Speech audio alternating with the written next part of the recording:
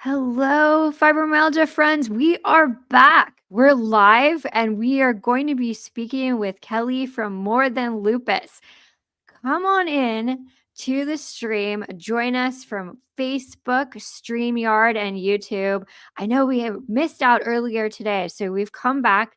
And I think this works out better for us because it's day 3 of the Fibromyalgia Community Conference.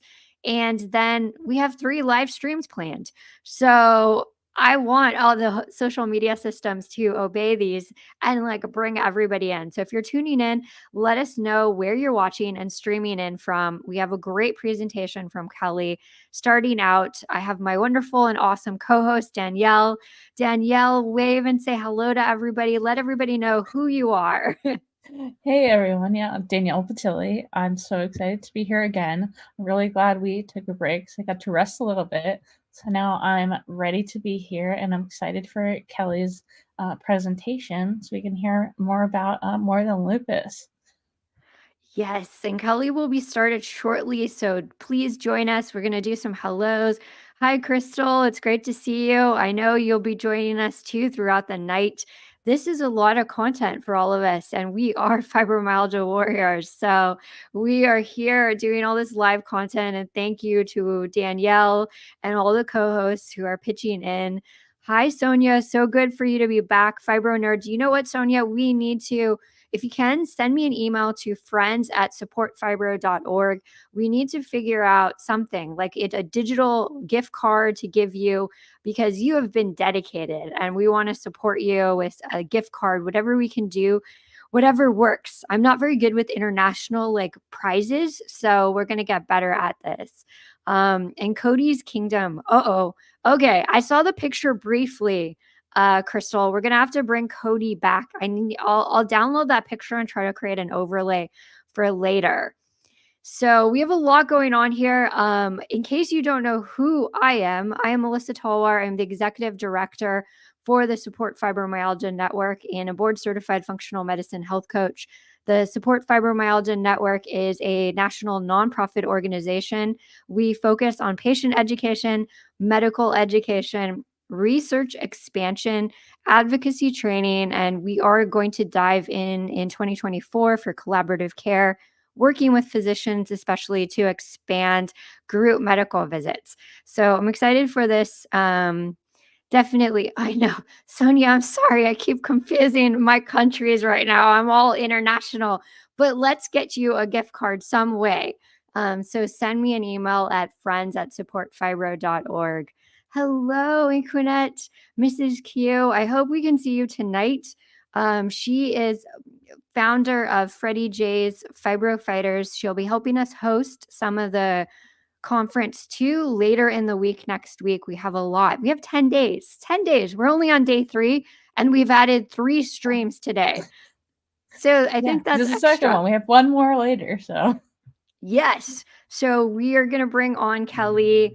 We're going to play a video too. She has so much inspiration that she's sharing with us when it comes to the work that she is doing. So that's why we are just excited to have her here in the live stream with us. And let me get that video played for everybody before we bring her on. And let me do this correctly this time.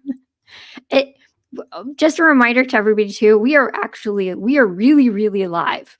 So all of this is live production.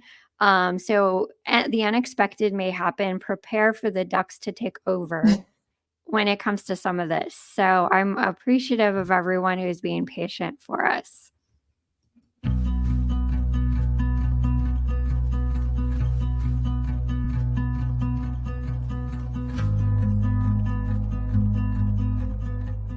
Hello and welcome. My name is Kelli and I am a lupus patient. I'm an advocate and the creator of More Than Lupus, a multi-ethnic, multi-generational, and international lupus community.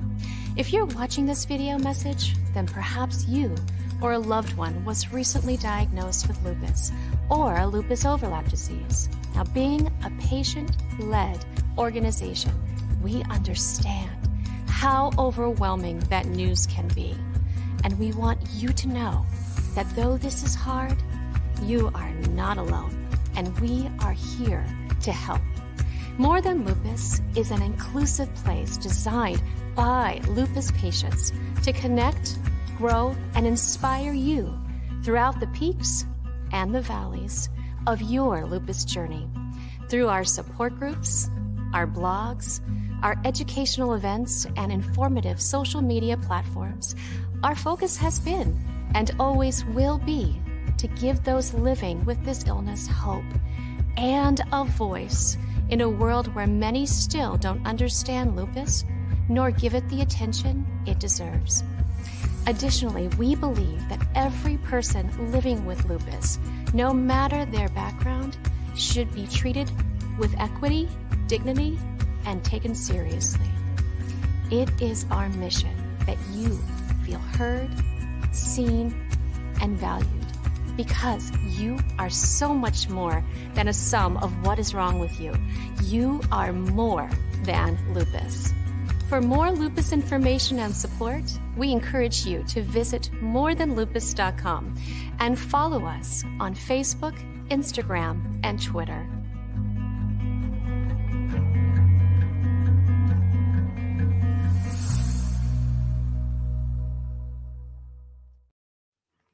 Yeah, I'm really inspired. So let's bring Kelli to the stage. Kelli, welcome to the Fibromyalgia Community Conference. Oh, I'm so happy to be here talking about one of my favorite things, which is community and the importance of community. So I'm thrilled to be here. Well, we're excited because you get to present, which I know you have invited me to present on your channels, and you have conferences and symposiums, and you're moderating. So now we're switching it up on you, and we're happy that you get a chance to present, because I know it's challenging when you're hosting a conference and stuff. I know the roles are reversed, and I had at the end of the video, I'm like, oh, I'm getting little butterflies because usually I'm in a different role. So this is exciting to be here.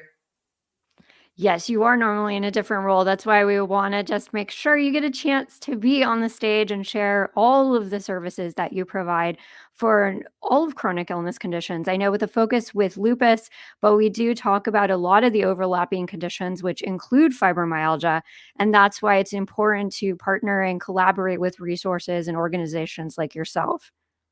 And especially what you said in your video, to be heard, seen, and valued. That's, what we want to do here at Support Fibro as well. So I'm excited to have everyone see, your presentation. Well, let's bring up her presentation. And Kelli, what is going to happen is Danielle and I are going to be backstage, and we're going to let you take over the stage and present. Sounds good. Looking Okay. forward to it. Well, and Thank you. Kelli's a pro too, so I should just remember that with StreamYard. Kelli's a pro at this, so we'll go back and we'll be up here when you're finished. Thank you. I'll see you in a few.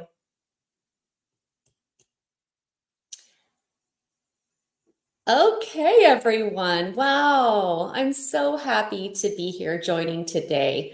I know that you've heard from a lot of different speakers and about various subjects. So it's my pleasure, my privilege to be presenting on one of the favorite things I love to talk about, and that's community and the importance of community. So first of all, thank you to Melissa and the entire team at Support Fibro. It is an honor to participate in this event and to be included with such stellar patient advocates and esteemed professionals. And I'm even more honored that I have the privilege of collaborating with you on all different projects like this. We were at ACR together. We've done lots of things together, and to work together to amplify the patient voice. Before we got started, I wanted to give a brief overview of my background and my chronic illness journey. So at 11 years old, with a family predisposition to rheumatic illnesses and a bleeding disorder as a child, I contracted Epstein-Barr virus. By the age of 12, I had been hospitalized a half dozen times with what doctors believed at the time was juvenile rheumatoid arthritis. I was wheelchair bound and the disease was spreading. I was given every medication available to stop the avalanche of symptoms. Then additional lab tests revealed that I actually had systemic lupus erythematosus, and more medications and treatments followed. So over the last 30 plus years of living with lupus, I have suffered from multiple organ involvement, blood issues, and musculoskeletal complications, and have been hospitalized dozens of times. Those are just a few of my bracelet collection I have there. Now, after attending a lupus support group, I realized what a need there was for lupus patients to know that they are not alone, and how important community is. I started listening to the patient's needs and realizing what parallels I found as well. I also noted the pitfalls in our medical institutions that made it more difficult to access care, and the alarming lack of funding and awareness that lupus and other diseases like it generated. And after working with various nonprofits, I decided to form my own nonprofit called More Than Lupus, as a place for those in the lupus and lupus overlap community to feel supported, whether they were newly diagnosed or have been living with lupus for decades. Now, my focus has been, as I mentioned in the video, and always will be, to give those living with chronic illness hope and a voice in a world where many still don't understand these illnesses, nor take them seriously. I have to show this slide. Okay, so here we go. This is me.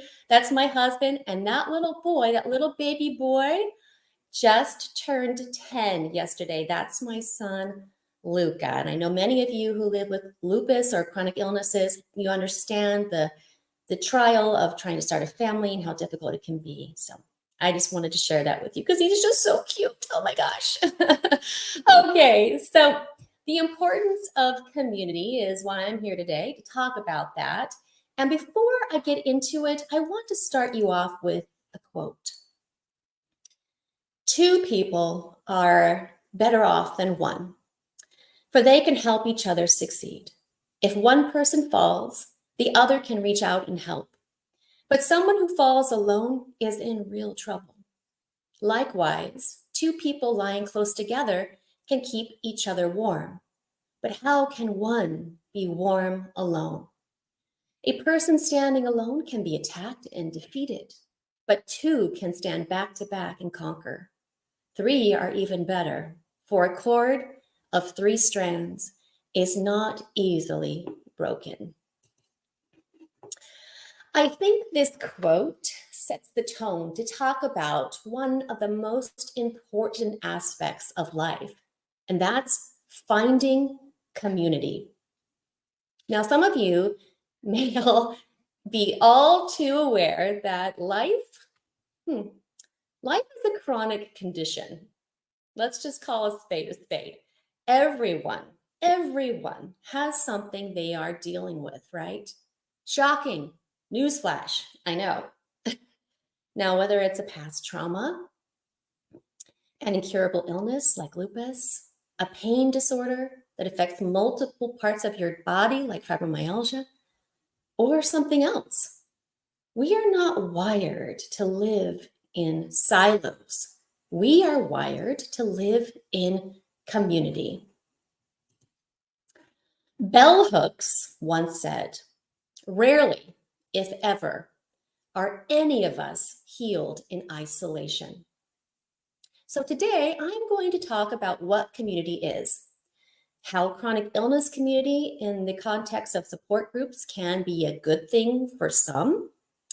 I'm also going to touch on grief and collective joy, and how important it is for both grief and joy to be witnessed in the context of community. So, what is community? Well, there was a study by the National Institute of Health, and I'm happy to provide a link to this study as well, that defines community as a group of people with diverse characteristics who are linked by social ties, share common perspectives, and engage in joint action in geographical locations or settings. So that's the definition of community by the NIH. But what is a chronic illness community? Now, I'm not a scholar from the NIH. Let's be very clear about that. But I would define a chronic illness community as a group of people doing their best to embrace vulnerability and be open and transparent about the physical, emotional, and sometimes spiritual peaks and valleys of the disease.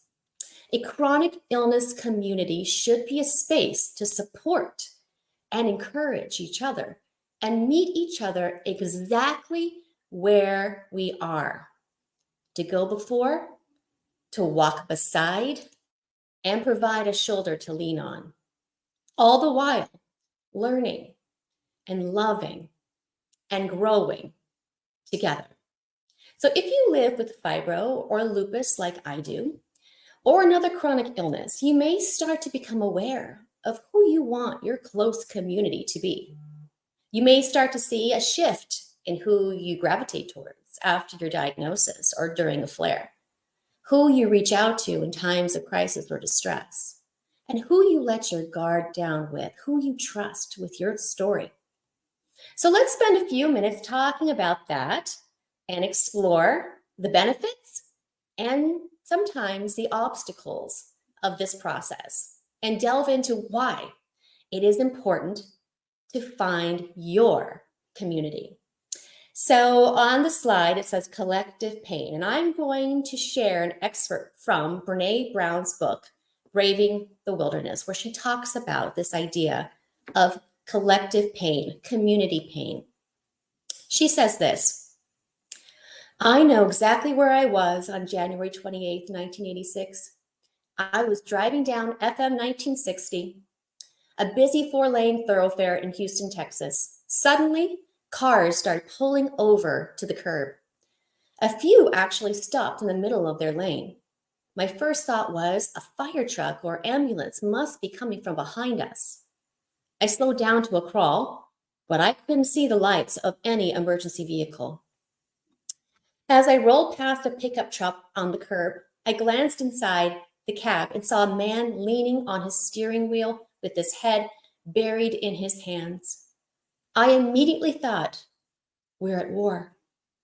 I pulled over in front of him and turned on the radio just in time to hear the announcer say, again, I repeat, the Space Shuttle Challenger has exploded.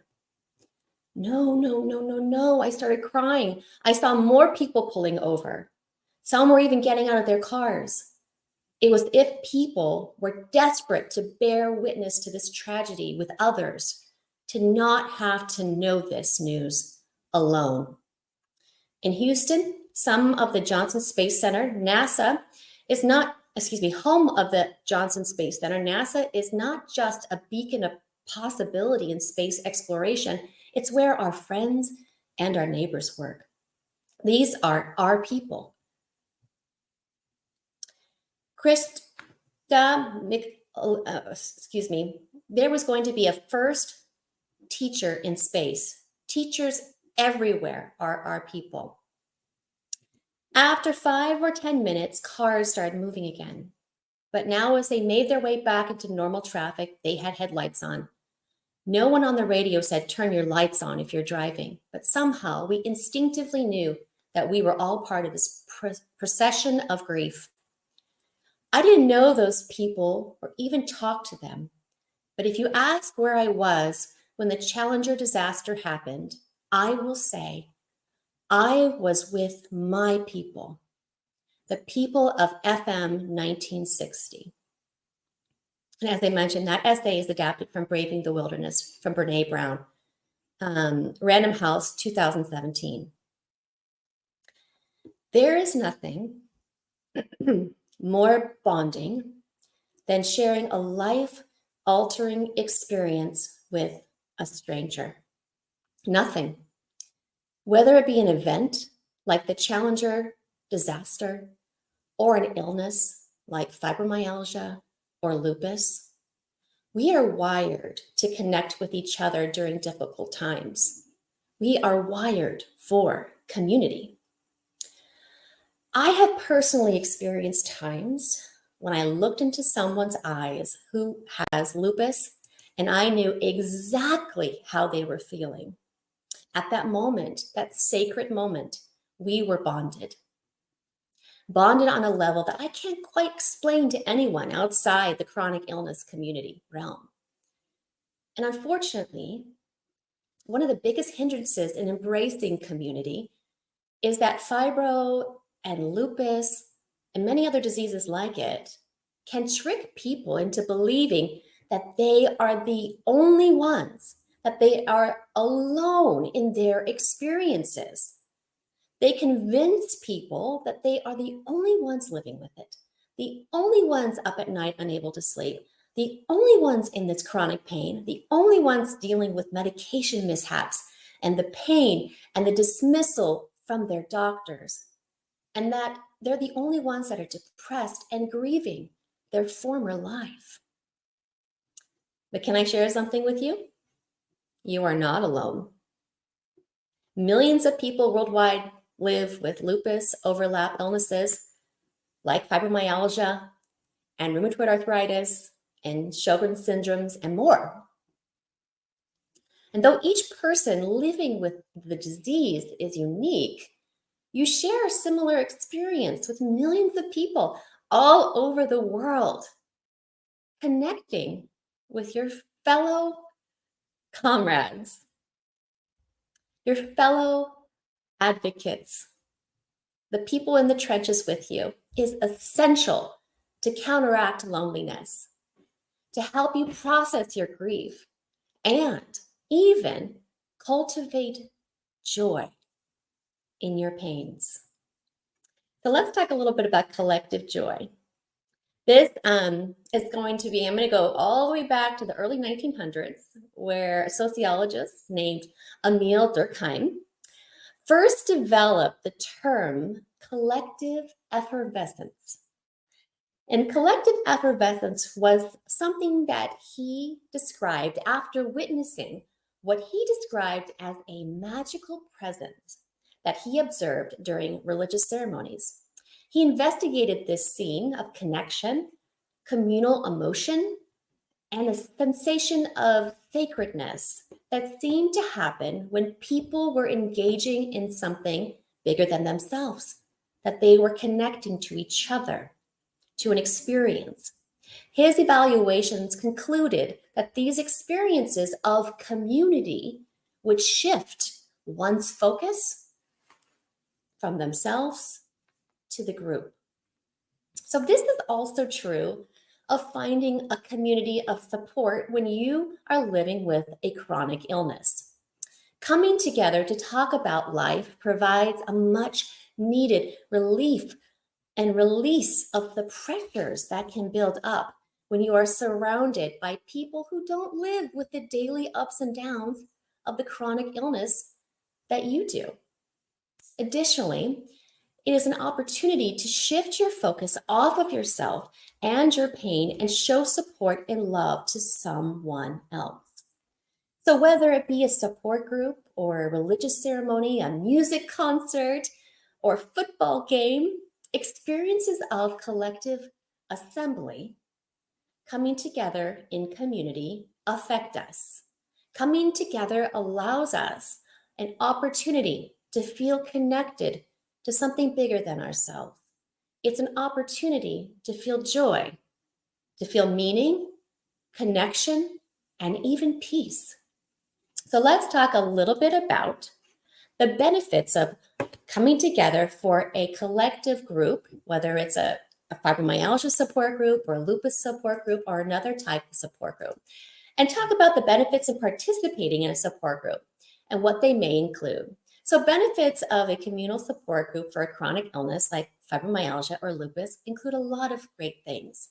Feeling less lonely, isolated, or judged, reducing distress, sometimes reducing depression and anxiety or even fatigue that can be caused from that. Talking openly and honestly about your feelings is a relief. It takes that pressure off. It also can improve your skills to cope with these challenges. It allows you to work on your communication skills, and it helps you to stay motivated to manage your chronic condition and even patient adherence, sticking to treatment plans. When you see and talk to other people in your group have started a medication and they've found it successful, or you're able to ask questions and dispel some fear of the unknown, it can help you to consider trying the medication that your doctor prescribed and that bag is sitting on the counter that you have not opened yet, right? I know we've all been there. So benefits of a communal support group could help you gain a sense of empowerment too, of control, of hope. It can also help improve understanding of your disease or your own experience with the disease. Bouncing ideas off each other, troubleshooting, and getting practical feedback about treatment options is also a benefit to community support. And lastly, learning about your health, learning about economic and social resources as well is very helpful in the context of community. So in our More Than Lupus support groups, we do a weekly More Than Lupus Facebook Live every week. We also do a monthly in-person support group and a Zoom support group every month. We are each other's cheerleaders. We not only rejoice in others' victories, but we're inspired by them.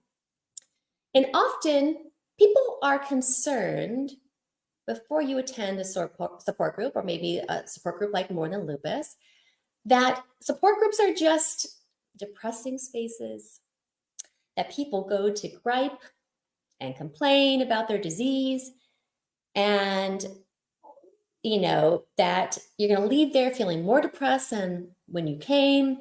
And I think those are valid concerns. And I don't find that to be true in our support group. I mean, yes, sometimes we get mad and we get annoyed and we get frustrated with our illness, but we also get together and are glad that we are not alone. We share in each other's wins, the victories, no matter how small. And we appreciate each other's vulnerability and give space for each other. Those are things that are gifts to us.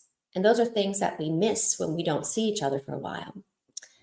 But I want to also say there are some challenges to support groups that you need to be aware of. You need to be cognizant of.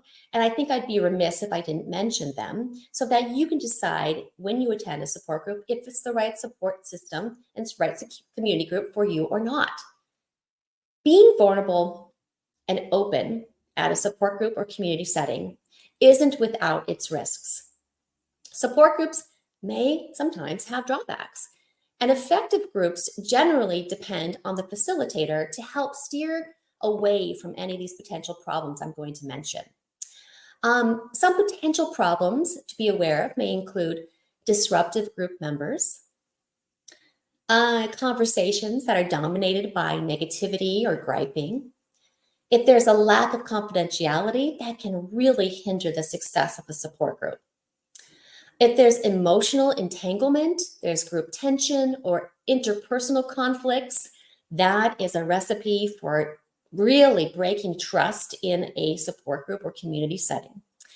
If there's inappropriate or unfound medical advice, I know this is something that I take very seriously when I facilitate my online and in-person support groups. I say right at the bat, I am not a doctor. I cannot give you medical advice. I can tell you what has helped and hurt me, but I can't tell you that even what has helped and hurt me will be the same for you. All I can do is provide you with resources that you can take back to your doctor and have an open and honest conversation. See if this is the right course of action for you and your one-of-a-kind fibromyalgia or lupus journey. And then sometimes people can get a little competitive and compare and contrast conditions and experience and see who's worse or who's better, or get jealous or envious. Those are things that are really hard. And maybe you've had an experience like that has set you back and have made you kind of withdraw in and away from a community setting. Now, those things can happen. And yes, those things have happened to me too. But that hasn't stopped me from moving forward and exploring other ways to get connected. Maybe the first group didn't work. Maybe you need to try another setting. Another group, maybe you know someone in a group that they really love. Maybe you prefer online. Maybe you prefer in person. It's also really important to establish your own boundaries and be aware of what boundaries are important to you. So there's no re-traumatization when you're stepping into a support group and talking about something that's really hard. Also, it's super important as you're processing living with a chronic illness like fibromyalgia or lupus to connect with a counselor or a mental health professional that can help lay the groundwork for healthy processing. I have this little acronym here. If you're looking for some tips for helping setting boundaries, here's something that I've shared with my group members before. It's a fantastic acronym for the word boundary, in fact, that we find very helpful. And I know it's kind of small font there. I hope you can read that. I can send it to Melissa and Danielle if they'd like to share it with you. But the B in boundary is for be assertive. Say what you mean and mean what you say. The O in boundary is own what it is you set. Identify what boundaries are necessary and own your decision. You have choices to make, and your choices are your own. Own your decisions. The U in boundary is to understand that there will be resistance. People are used to your family role. They are not used to boundaries, and it will take time for you and others to adjust. Now, I say family role, that could be in regards to your lupus family, your fibro family, not just your biological family. The N in boundaries is to notice. Pay attention to whether or not your boundaries are wavering. Are you causing confusion due to inconsistent boundaries, or are you being clear and consistent? I'm not comfortable talking about this. I would like to talk to you about this one-on-one or in a group, whatever your boundary is. Are you being clear? Are you being consistent? The D in boundary is don't give up. Setting boundaries is new and can be challenging. Yes, don't give up just because someone may try to violate your boundary. Keep being assertive and standing your ground. Consistency is key with boundaries in a community setting. The A in boundary is for assimilate. Keep true to your word because all you have to believe is what you tell yourself. Ooh, this means you need to change your behavior to match your intentions and the changes you are making. And R, last one. Well, actually there's R and then there's Y, excuse me. The second to last one is remember. It's important to remember that healthy boundaries will keep your relationships healthy. Boundaries help prevent enmeshment and are part of self-care. And Y, the final one in boundary. You matter. Your well-being is just as important as everyone else in your life, and that includes the people in your community group. If you aren't taking care of yourself and being your best self, how can you help anyone else? How can you pour from an empty cup, as we say often in the chronic illness community, when you're out of spoons? No matter how uncomfortable it is to set boundaries, it is important, and it's an important piece of having healthy relationships and healthy community. So there are several ways. This is so great. This is from Peace That Comes with Boundaries. It's such a great quote that I had to include it in a slide. There are several ways to begin setting healthy boundaries in your community life. First, tune into your feelings. Ask yourself what feels right and healthy for you. Secondly, set your limits. You can only set good boundaries if you know what your limits are. And thirdly, be direct. Say what you mean and mean what you say. Lastly, make your self-care the priority. Putting yourself first is most important in your lupus or fibro fight.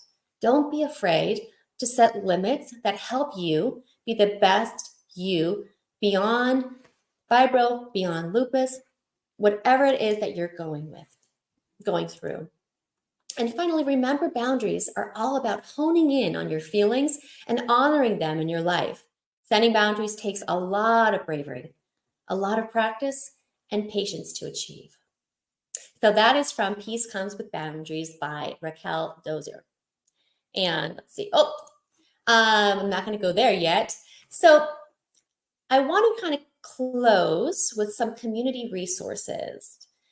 For many people, health-related support group may fill a gap between medical treatment and the need for emotional support. A person's relationship with a doctor or medical personnel may not provide adequate emotional support, and a person's family and friends may not understand the impact of a disease or a treatment. A support group among people with shared experiences may function as that bridge between medical and emotional needs. Finding community may present as a challenge to some, especially in these post-COVID-19 times. But thankfully, there are many online resources to provide you with connection if you would like it. So here are some that I find helpful. I know Support Fibro can connect you with really important resources within the fibromyalgia community. Looms for Lupus, another nonprofit I work with and Melissa has worked with, offers support for those with lupus and fibromyalgia, and they offer support groups in English and Spanish.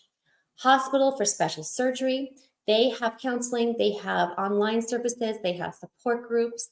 They also have support groups for teens and parents. And then, of course, you have us here at More Than Lupus. And More Than Lupus offers monthly in-person and online support groups that lends to an environment of acceptance and community. We meet the third Saturday of the month, every month, and our Lupus Facebook Live support chats meet every week. Usually we meet on Mondays, but we're calling it Muse Day because I have so many appointments on Mondays for the month of December. I'm changing it to Tuesday. So our Monday Lupus Live support chat will now be on a Tuesday. So we're calling it our Muse Day Live support chat.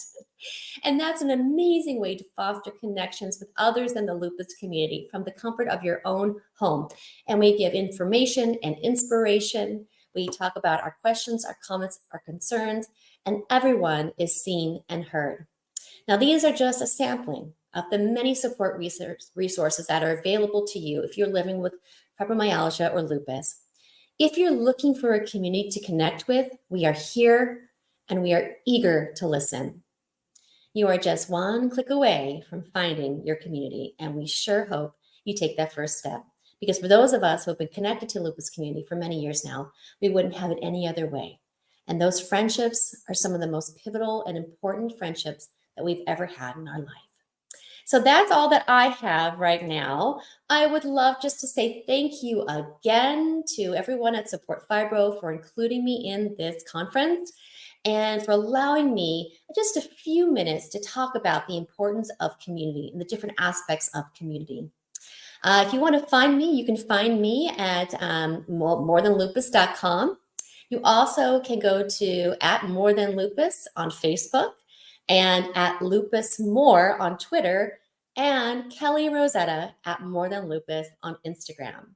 So thank you so much, ladies. Thank you so much, Kelli. Let's bring Danielle back up too as well. This was an incredible presentation and so much connection to the community conference. And it's that's why we call it community, right? With what we're doing and building the community. And I just want to highlight all the work that you've done too with the support group services. Thank you for presenting a good overview of what a support group kind of demos and what it kind of can look like. Yeah, and it looks differently. And everyone is coming to the table with their lived experience, and no two fibro patients are the same, no two lupus patients are the same, but there is a understanding of what it is like to live with a chronic illness that is unpredictable and changes from not just day to day, but sometimes hour to hour. And we understand these themes of going to doctors, and maybe sometimes there's medical gaslighting, maybe there's this dismissal, not being taken seriously, being called lazy, being called crazy, all these things. And we understand that. And there's almost this chronic illness spidey sense, is what I like to call it, where you can look at someone and I can tell, oh, they're having a bad day. I can literally feel that they are in pain. I can feel their pain because we're so connected in that way, and the way we understand more than most, more than most. We have a tremendous connection to each other. I want to toss it over to Danielle if she has a question for you. I have a ton of questions, so I'm gonna let Danielle go first. Well, I just appreciate everything that you do at More Than Lupus. And like you said, I feel like just making sure, like at any, chronic illness community, to let them know that they're not alone, but to realize that we're not alone together in other chronic illness communities is like an eye-opening experience. So thank you for doing that. I wanted to ask how we can better support More Than Lupus, like with Support Fibro Together. I know you have a blog and people post to that, and I just wanted to ask you how you feel like, More Than Lupus could be better supported with our community and what we can do. Oh, I love that. Thank you so much. That means a lot. I always love working with you all. Yes, we have over 100 blogs on morethanlupus.com. About 95% of them are written by patients, with an exception of 2 written by a licensed therapist, and I think 3 written by rheumatologists. But it's so important to me to make sure that anything that's on our page is coming there to amplify the patient voice. I get so irritated when I see blogs written by people who are not patients or not directly affected by the disease. It's like, why would you come into our room and suck all the air out? It just drives me nuts. But I can get all upset about that. I'm going to move on. No, I absolutely love your blog. I was reading some of them and I was like, yeah, I relate to this. So I Oh. appreciate you having that out there. Thank you. And there's everything there. And I love when people discover the blog for the first time, because I feel like it's kind of a lost art form now. Like we've moved on to such fast and quick instant gratification information that it's rare that people sit down and read and write blogs. I feel like we're kind of transitioning out. So I appreciate that when people discover it for the first time and can read about everything, not just maybe symptoms or lupus overlap conditions, but also just lifestyle, like how to, set healthy boundaries, how to explain to someone about your illness in a way that's going to be cohesive and easy to understand, but also make them take it seriously. Why do we say we're fine when we're really not fine? I mean, we have so many things up on that website, and I would love for you to share that here at Support Fibro. I know you've shared stuff before, but that would be wonderful. I'd appreciate that. Thank you. We definitely will be sharing content. And one thing too that it comes up a lot that I want to address is this idea that we should separate, where I think we have much more in common, and why we should be a little rebellious against the norm and combine. And so people that already have created support group systems like Kelli, what I sort of initiate, and I am a troublemaker, is I ask Kelli and I reach out. I have some fibromyalgia patients in the Portland area. Do you mind if they attend your support group? And there's so much here. And even right now with Danielle and myself talking with Kelli, all 3 of us had experience of a chronic illness condition at an early age. So we understand what it's like in trying to live a normal life growing up. And so that's something that's so shared.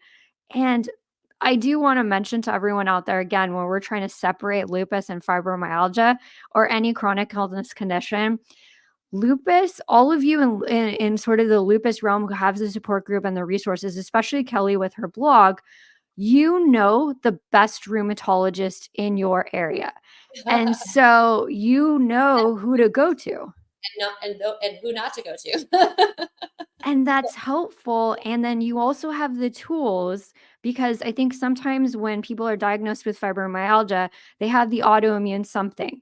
So they have all these symptoms, but they get stuck in fibromyalgia. And we really need to get a diagnosis sooner, because there's organ damage going on if you have an autoimmune condition, especially lupus. Yes. Yes, there's so much overlap in not just symptoms, but the way that someone is getting diagnosed, how long it takes to get diagnosed, and understanding the nuances of picking out the right rheumatologist, understanding nuances of certain medications. There's a lot of common ground. And, as I mentioned at the beginning of my presentation, life is a chronic condition. We tend to kind of label certain groups. Oh, that's the lupus group, that's the fibro group. I'm like, well, honestly, everyone has something they're dealing with. And we're all in this crazy roller coaster called life. And we're all just doing our best to support each other and love each other. So I kind of get like, I don't, nah. You got your stuff, I got my stuff. Let's just, do our best. Well, we have Just, pain, fatigue. Some people are parents, they have kids, they're trying to manage a chronic condition at the same time. So it's a lot, but we can collaborate together. We can come yeah. together as a community and support each other. Yes, and it's interesting you say that about family. I think one of the biggest are having children. It's not for everyone, and not everybody takes that journey. But for me, that was a part of my journey. And I remember my first lupus support group. I'd never been to a lupus support group before I attended my first, which was Molly's Fun Fighting Lupus. If Molly's watching this, hi Molly, thank you for everything you've done and continue to do. And because when I was a kid in Children's Hospital, they clumped us all together in the chronic illness support group. So I was amongst children who had cystic fibrosis and HIV and diabetes and all these other chronic conditions. So that was my first lupus support group. And my first lupus support group, some of those ladies are still with me in More Than Lupus. I broke down because I was like, I've been told I can't have children. It was I didn't even think I was going to say something so personal, and it just came out of me. And to have the support of people who had been on that journey before and could sit and listen, let me share, they would share, that was beyond helpful. It was life-changing because it gave me the courage to go back to my doctor and said, I think I can do this. After the third no, and the doctor handed me a pamphlet for surrogacy at the high-risk OB, I went back to that group and I said, I'm just feeling so discouraged. Keep going, keep talking to your doctors. You have a right to have an opinion of this conversation about your body. And then I found the right high-risk OBGYN. She said, I'll work with you. And 10 years later, I've got a 10-year-old. Yes, he's a limited edition because it was really hard. And the medications I'm on now, I can't have children. But having that support group, I've been able to pay it forward too with other people who are starting their journey if they choose to have children, and to be able to support them in the way I was supported. That's so meaningful. And that's the gap that healthcare professionals can't fill. I mean, we love our healthcare professionals, but there's a gap there.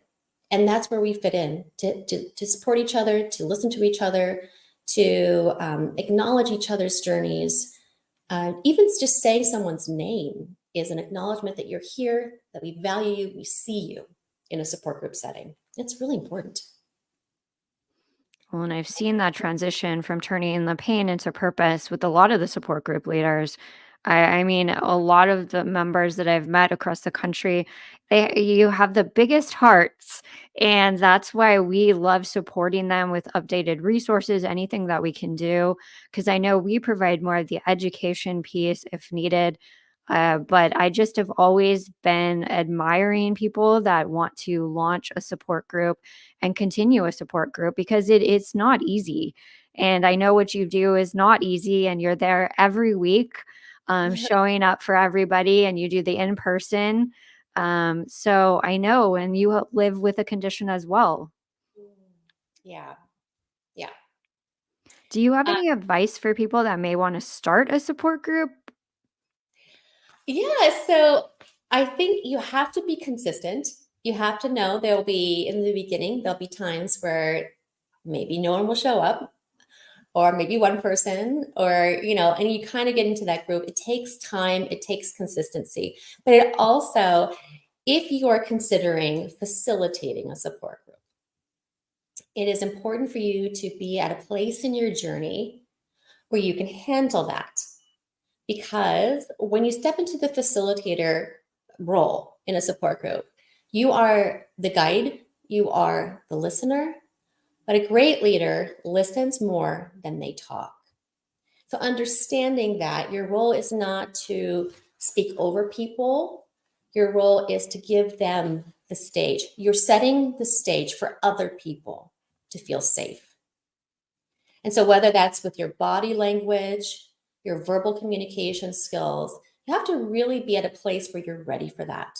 You're ready for that. And I know I have gone into other spaces where I'm like, oh, I don't feel comfortable with this facilitator. And that's smart. Like, that's good to realize that and then maybe move on to somebody else. So there is a awareness that your personal journey is very important, but in this setting, you are there to listen, to acknowledge, to make people feel seen. So that's the first step. Well, thank you so much for the information. Danielle, do you have any further questions? I just appreciate your story, and I think it's an incredible story, everything that you've been through and everything that you do. So I appreciate it, and I think we're gonna send some fibromyalgia people over your way, and you can send some lupus people over our way, because there's definitely overlap, and people get misdiagnosed. So having us talk to each other and be like, oh, I'm experiencing pain or whatever, like, oh, maybe you should get checked. And so definitely having that communication, and obviously the support groups is incredible for each other and having support each other. Yeah, there's been quite a few of our lupus support group members who have recently been diagnosed with fibro overlap. And so we are so interconnected. We truly are. And I appreciate the partnership always. Well, and I can't remember exactly, but isn't there research to say that if you have a diagnosis of fibromyalgia, it takes about 8 years in order to get potentially a diagnosis of lupus on average, because you get stuck with fibromyalgia kind of there and the doctors stop investigating. I don't know. There's more details to that. We'll have to dig that up. Crystal said something about, posted something, 30% of lupus. Oh, yeah. Yes. And, it can be tricky because the rheumatologist sometimes treats the fibro and sometimes they don't. And that's really, really challenging when you don't know, is this fatigue from my lupus? Is it from my fibro? Or sometimes lupus may go into remission a little bit, but then the fibro flares up, and there's more and more like tug and pull between the primary care treating fibro and the rheumatologist treating fibro. So yeah, it can be really tricky. That's why it's so good to have a community to bounce ideas off of and troubleshoot and say, how did you talk to your doctor about this? What was successful to communicate this to your doctor? How did you measure your symptoms? How did you, all of those things? That's what community is for. Absolutely. And I know some people have said they've had experiences too, but it doesn't sound the same as to what you gave in the talk. So I think, Sonia, if you're on X, definitely follow Kelli. So we just want to connect you to Kelli and all the resources from More Than Lupus. And everybody trying to find, I think it's great to do the virtual aspect, and in person you're mixing it up. So there's a lot of variety here for people to find support. And what I do want to say too is, connect, because it can feel very isolating. We hear this a lot. So we encourage people to try these resources. And there's some amazing people like Kelli. And that's why we always send people over. And I just think, I don't know, it's encouragement so that people can find that.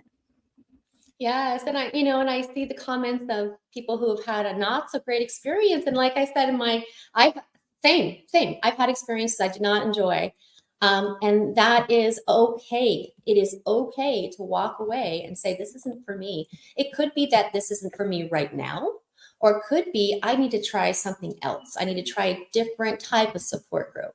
And all those people there, they're saying that they had a hard time. Oh my gosh, if you are open to coming by and just checking out. You don't even have to have your camera on. You don't even have to have your mic on. One of our online lupus support groups that happen the third Saturday of the month, we would love to have you. It is, and it's private. You can share as much or as little as you're comfortable sharing. You don't even have to share it all. You could just listen to everyone go around and say their name and say, their lupus experience and or maybe they have lupus overlap disease experience. We have people who don't have lupus in our support group that have fibromyalgia, that also have mixed connective tissue disease, rheumatoid arthritis. Maybe they suspect that they think they might have something like lupus. It is open for all to be seen, heard, and valued. And I strongly say if you're looking for a support group and connect and community like that, please, please do go connect with More Than Lupus. I advocate it all the time. I think I'm a broken record online when we do our live streams because I know people ask for it.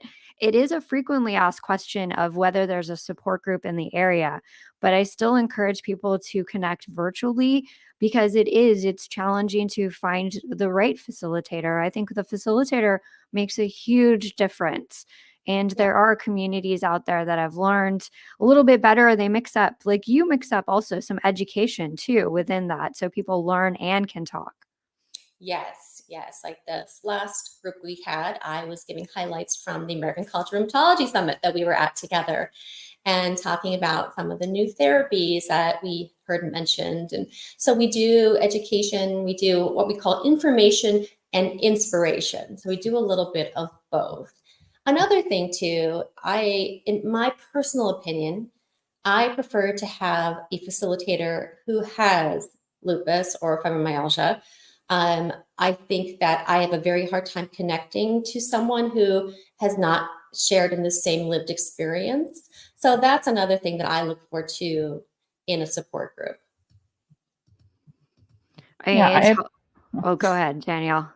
No, I just appreciated what you're saying about if you don't feel comfortable talking or having your mic on, because like sometimes if you're new, you just want to see if you are comfortable with the vibe of the group or anything. So I really appreciate that. I've been in support groups where they like kind of are like, "Oh, Danielle, here, and I'm like, oh, I don't know, like I just want to see if I like this group. I don't know you guys yet." Yeah, yeah. How can Yeah, you share when you don't feel safe? You don't feel safe. exactly. That trust is there, and that trust takes time. And you know, whatever your window of tolerance is when you're sharing about your personal experience, about your body, about some of the hardest times in your life with this illness, you got to make sure the people you're talking to that you feel safe. And if you don't feel safe and if you don't feel seen, you do not need to go there. It's not the right time. Maybe it's not the right place. Maybe it's not the right facilitator. Doesn't mean that there won't be another time or another place or another facilitator that will be amazing for you. It just means that you're just not there yet. Your window of tolerance is not, it's done. It's done. And I completely respect that. Completely respect that. I do the same for me. Well, Kelli, before we let you go, because I know we want to honor your time, what is ahead for More Than Lupus in 2024? Well, I've been writing proposals and different things. So I have some ideas and some partnerships that are coming down the pike.